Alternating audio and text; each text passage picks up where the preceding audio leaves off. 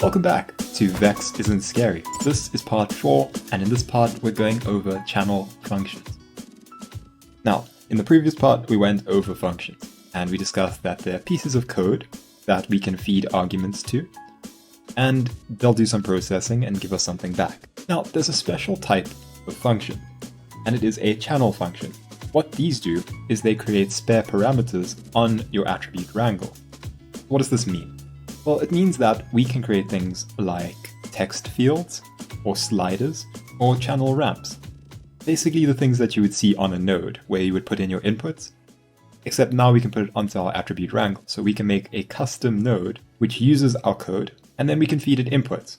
So this is one of those things that are a lot easier to understand when you see it, so let's get straight into it. In Houdini, we can begin by dropping down a geometry node. We can just call this one part 4. Channel functions. In here, we're going to go ahead and drop down a sphere, and then a scatter node. And you may notice that my points are massive over here. And that's not a bug or anything. I've changed it to be like this for Vex Isn't Scary. If you want it to look the same in your viewport, you can press D, go over to geometry, and increase the point size to 10. I think by default it's about 3, so yeah, I think it's about 3, so you can push it up to 10 if you want. Just a little tip if you're working with points and you need to see where they are a bit more clearly.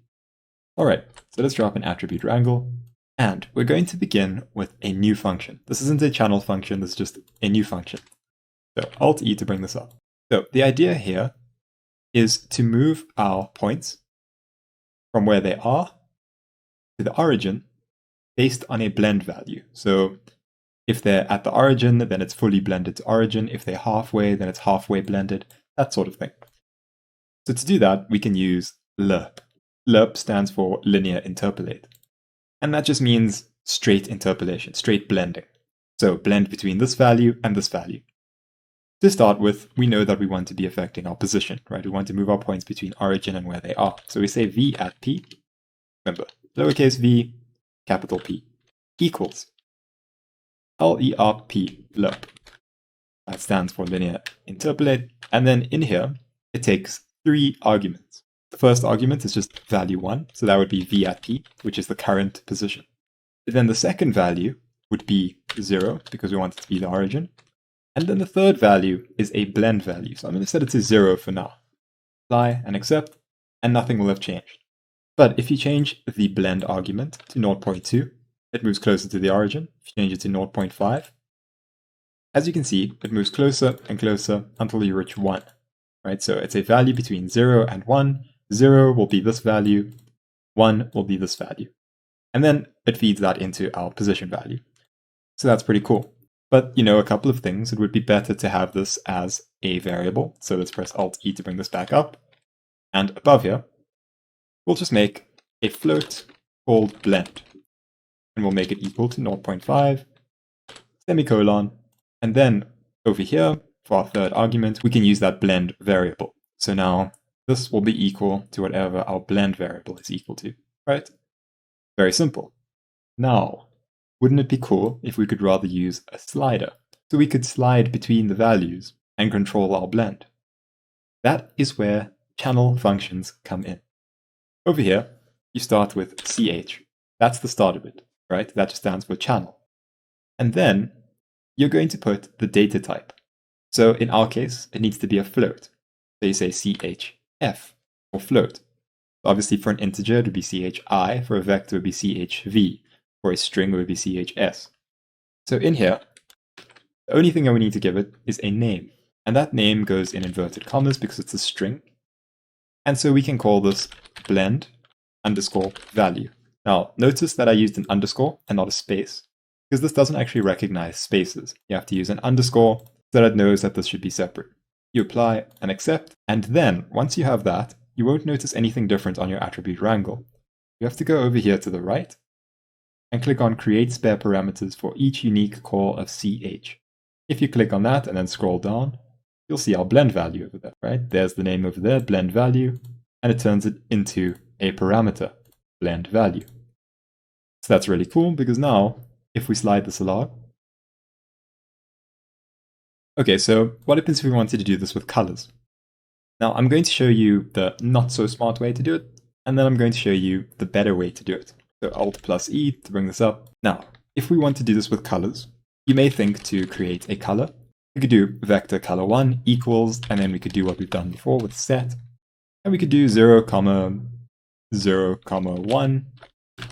That one's blue, and then vector color2 equals set. 1, 0, 0, semicolon at the end.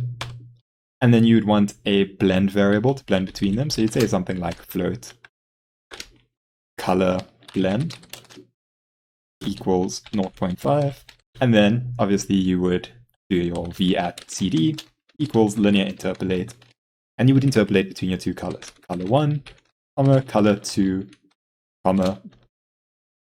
color blend. Okay, so pretty simple. We just made 3 variables and then fed it in as arguments for lerp. Apply and accept. And there you have it, right? So if you have to change your color blend value to say 0.2, 0.1, right? Very expected. So let's make this a bit smarter by swapping these out for channel vectors. So you say chv, and then you can say color _1. And over here, you would say chv color _2. And then your color blend would be a float, so chf. Then in here, we would just call it something like color blend, right? And we apply and accept with that. And you'll notice that it becomes black because all of these values don't exist. So it's just giving it zeros at the moment. So you have to create your spare parameters.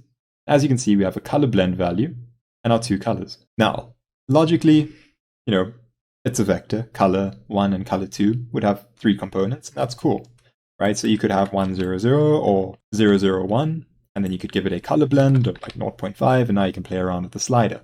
But this over here isn't the best way for us to choose a color. What happens if we wanted something like maroon? How would we get maroon with these values, right? It's a bit difficult. It would be like 0.3 and like 0.5 or something. And now it would sort of give you maroon. But that's not very intuitive. So what you have to do is you have to change this from 3 separate floats to a color vector. And so we go up here to this cog. We click on it.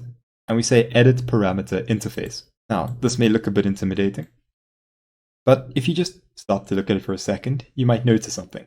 So on our Wrangle, by default, we have code and we have bindings, right? We have these 2 tabs to it. If you look over here, we also have code and bindings. And everything below that are our variables, right? Our blend value, our color blend, our color 1, and our color 2. So we can select color 1, and on the right-hand side where it says type, you can change this from a float vector 3 to color. And then go to color 2 and do the same. So from float vector 3 to color. Apply and accept. And look at that. We still have those 3 float values, but we also have a color picker with it. So now we can very easily pick whatever colors we want. And we can blend between those 2. And then we have the other one for our position. And that's all very cool. But there is an even better way of doing this.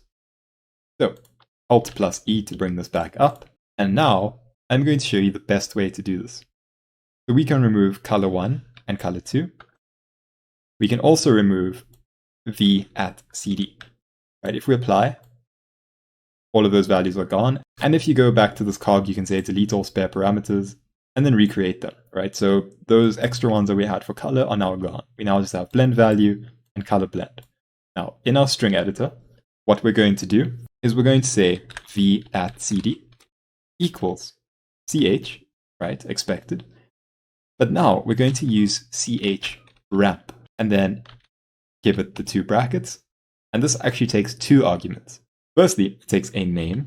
So we've done that before. We can just call this something like color _ ramp, comma. Then we have to give it a driver, something that controls where along the ramp we are. And we can use our color blend for that. So now we apply and accept, create our spare parameters. We end up with this color ramp over here. And it goes from 0. If you click on this little handle over here, it'll tell you position 0, value 0. So that is at position 0, have value of 0. If you click on the other handle, it's at position 1 with a value of 1. And so something in between right? You can see that it's about position 0.5, and you can adjust the value. So if we color blend, it should go from 0 to 1, or from black to white. And that's exactly what it does. And so this color ramp, we can actually go and change it to be a color ramp instead of this float ramp.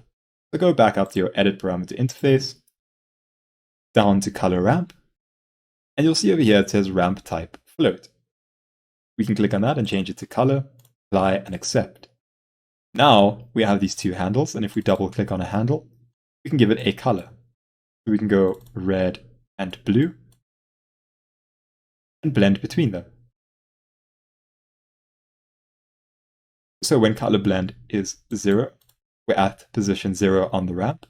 When color blend is 1, we're at position 1 on the ramp. And that means that we can also input other colors in between these two. So perhaps we want to make the center point white. Now it should go from red to white to blue, right? At about 0.5, it's white. At 0, it's red. So now I'm going to show you something that might throw you a bit. This is something that people often get confused with the ramps. And that is the fact that they reset after every whole number. What does that mean? It means that they basically only take into consideration the decimal value. So that means that 1 is the same as 2, which is the same as 3, because it is a whole number. And so that also means that 0.5 is the same as 1.5, which is the same as 2.5, because it's only actually using this 0.5 value. What that means for us is that if we have a value of 1, and then it goes beyond 1, it resets. It goes back to the start. Now, that might be what you want, but a lot of cases it's not. And so, the usual fix is to just make the beginning and end points the same color. So you would have blue on the one end, blue on the other end, and then it doesn't matter. You can just go back and forth between blue, white, blue, white, blue, white, blue, white. The other thing would be to use what we used in the previous tutorial, which is a fit node, so that it never goes beyond 1. It'll always be between 0 and 1. And so, you can mess around with that. I just need you to know that when it goes past 1, it resets. Okay, great. So let's delete that. And let's start afresh, making something new. Let's create an attribute wrangle. And let's put to use what we just learned. So Alt-E to bring this up, and we'll just start with a blend, float blend. And this time, we'll make it equal to @time. Now, @time is an attribute that Houdini recognizes, much like @frame, but @time is your current frame divided by your frame rate. So if we're going at 24 frames per second, then time would be 1 at 24. So time is basically just how many seconds along our timeline we are. @frame is the actual frame that we're on. We'll use @time for this over here. And then we're going to do something a little bit tricky. I want you to follow along carefully because this might be a bit confusing. So you say float position blend, and we're going to make this equal to a channel ramp. And this ramp is going to be called position. And the driver that it's going to use is going to be our blend variable. So now we have a blend, which is based on time, and a position blend, which is based on blend, but based on where along the ramp you are. Now that may seem a bit confusing, but we'll get back to that. Now we can say v@p equals linear interpolate, and we're going to linear interpolate between p and the origin based on our position blend. Semicolon at the end, let's apply and accept and see what that does. So create your spare parameters, and see you have position, and you have your blend based on time. So that means as this plays back, it's moving along this ramp, right, based on time. So time is the driver for this ramp, and every time time goes past 1, it'll reset. So as you can see, it hits 25, resets, 48, 49, resets. Right? And that's based on this value over here. So you could very easily move this to about 0.5 and add a point at the end. And then if you switch on your real-time toggle and play this back, you'll see that it bounces instead of resetting. Because now it's going to that point and then coming back down and then resetting. So it's resetting to the same value each time. Okay, so that's kind of cool. Let's do something with color.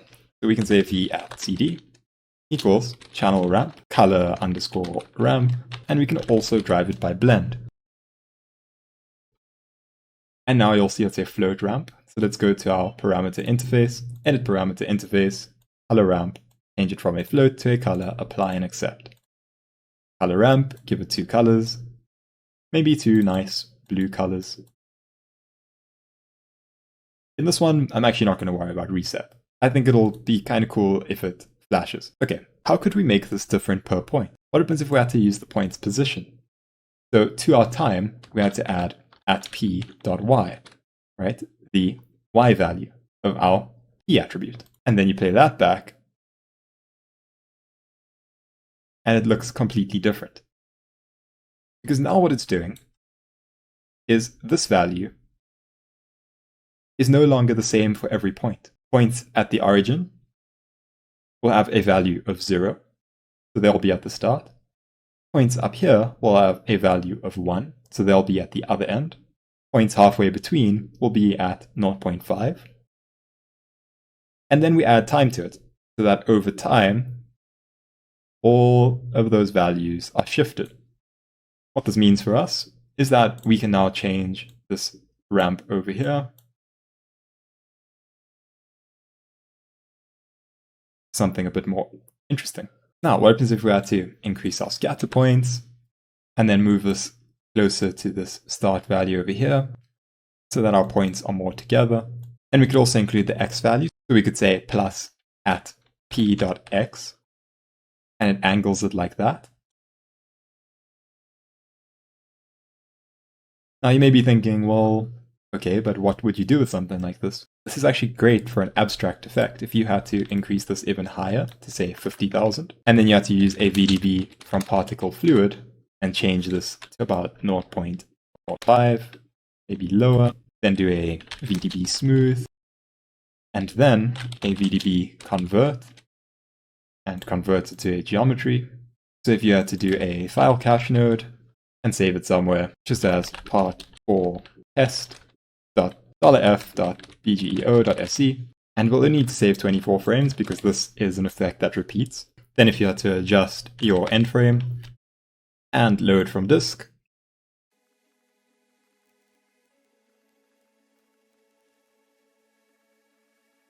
you could then turn this into a fluid. You could give this a basic fluid shader, and you'll end up with something like this.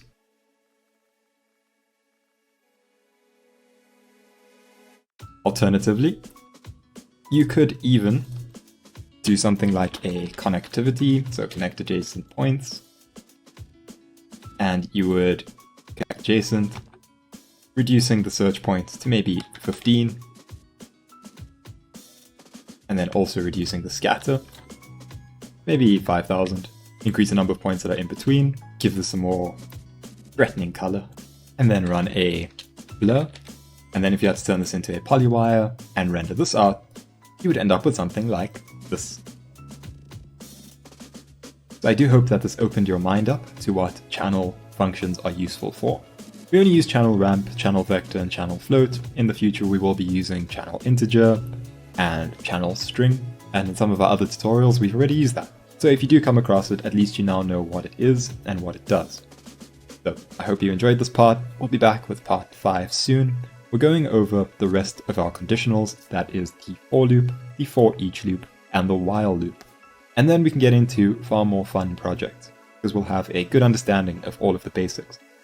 So, I'll see you next time. Thanks for joining me again. Bye.